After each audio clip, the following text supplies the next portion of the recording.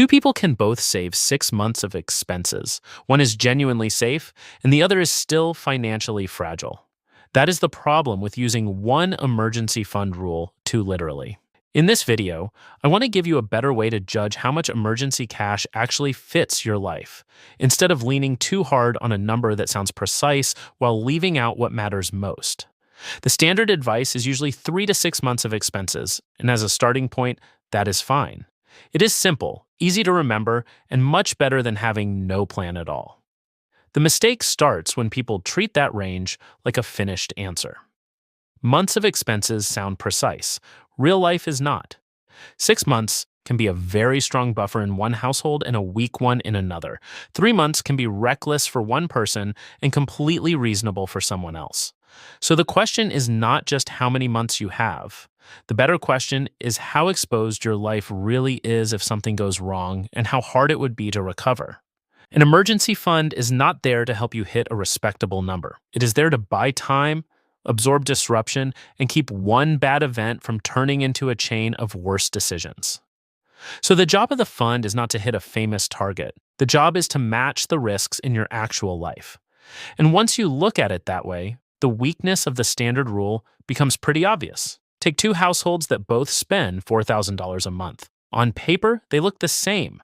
If both save $24,000, both can say they have 6 months of expenses. But household A is a dual income couple with stable salaries, no kids, low fixed debt, one newer car, strong health insurance, and parents nearby who could help in a pinch. Household B has one income, one child, an older car that is required for work, higher fixed bills, weaker insurance coverage, and no real backup support. Same monthly expenses, same 6-month number. Very different reality. For household A, 6 months may be more than enough. For household B, 6 months may still be thin. Not because the math is wrong, but because the rule never captured the real risk in the first place. This is where a lot of personal finance advice becomes too neat. It likes simple numbers because simple numbers are easy to teach. But clean advice and good judgment are not always the same thing. And emergency funds are mostly a judgment problem. The number matters, but it only makes sense after you understand the life around it. So what changes the right emergency fund size? First is income stability. If your income is highly predictable, your buffer usually does not need to work as hard.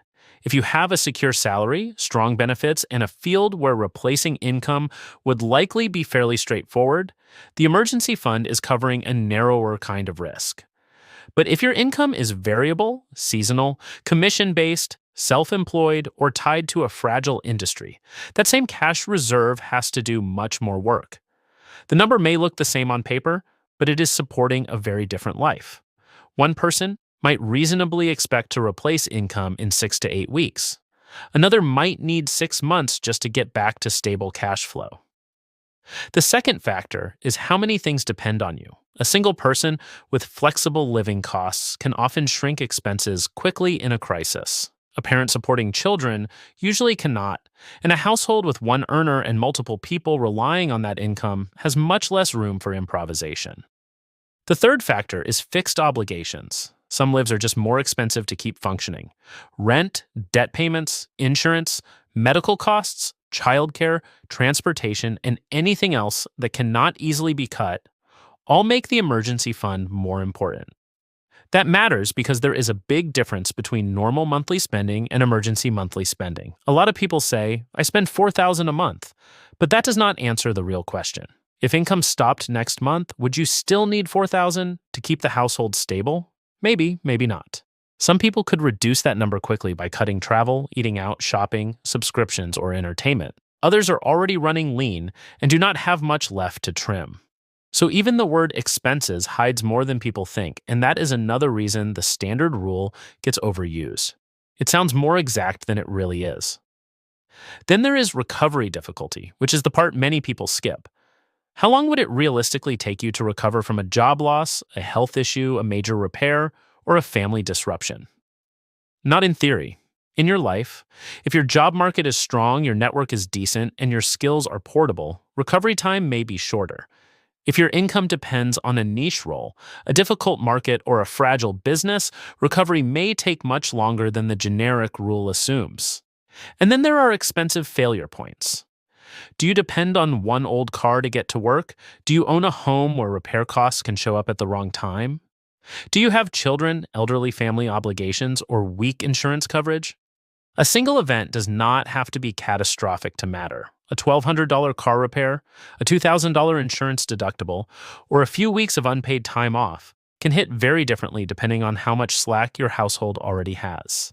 None of those automatically mean you need a massive emergency fund, but they do mean the simple month count rule is doing less work than people assume. Here is a cleaner way to think about it. Instead of asking, do I have 3 months or 6? Ask 4 questions. How stable is my income?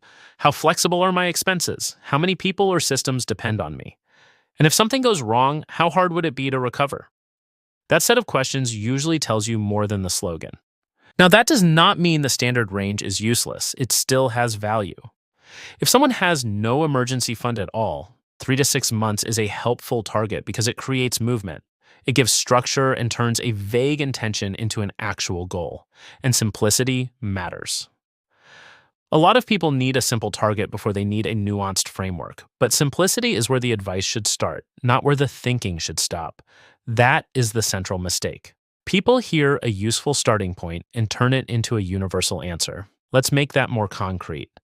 Imagine a single renter with stable income, low monthly obligations, no dependents, strong employer benefits, and family nearby. Their normal spending is $3,000 a month, but in a real emergency, they could probably cut that to $2,000 without wrecking their life. That person might be fine with a fund in the $6,000 to $10,000 range while they keep building over time, especially if their risk of a long income gap is low. If their essential life can run on $2,000 a month and a likely disruption looks more like 3 or 4 months than 9, that range starts to make sense. Now, imagine a single income household with a child, an older car, fixed bills, and no family support nearby. Their normal spending is also $3,000 a month. But in a true emergency, they might still need almost all of it because there is not much fluff to cut. For them, even $15,000 or $18,000 might feel less like excess caution and more like basic stability. And if replacing that income could realistically take 5 or 6 months, the lower end of the standard range may stop looking conservative very quickly. Again, same monthly spending, different fragility, different answer. This is also why some people undersave while thinking they are being responsible. They hit the standard number, feel done, and stop asking whether that number reflects their actual exposure.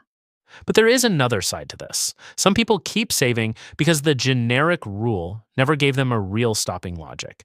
They are not clearly underprotected. They are just still emotionally attached to the comfort of a larger number. That reaction is understandable. Cash feels clean, safe, and reversible. But if your life is already reasonably resilient, there comes a point where adding more cash is less useful than strengthening other parts of your financial life. For example, if you already have $20,000 in cash and a realistic bad stretch number is probably closer to 12 or 14, that extra 6 to 8,000 may not be doing much for your emergency buffer. It might matter more somewhere else, like paying down expensive debt or finally starting to invest. That does not mean cash is bad. It means cash should have a job. And the job is not to become as large as possible. The job is to make your life harder to destabilize. That is a different standard. So what should the practical takeaway be? Use the 3 to 6 month rule as a rough opening range, not as a verdict. Then adjust based on the reality of your life. If your income is stable, your obligations are low, your expenses are flexible, and your recovery path is strong, you may not need to chase the upper end of the range just because it sounds more responsible.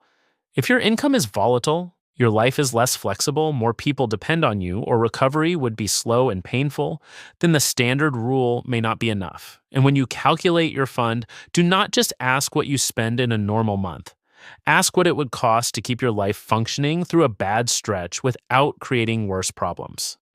That is a much better use of the exercise. Because the goal here is not to optimize every dollar with perfect precision. It is to build a reserve that fits the shape of your real life. That is the part people miss when they use the emergency fund rule too literally. The rule sounds specific, but on its own, it is still generic. And generic advice can only take you so far in a decision that is personal by nature.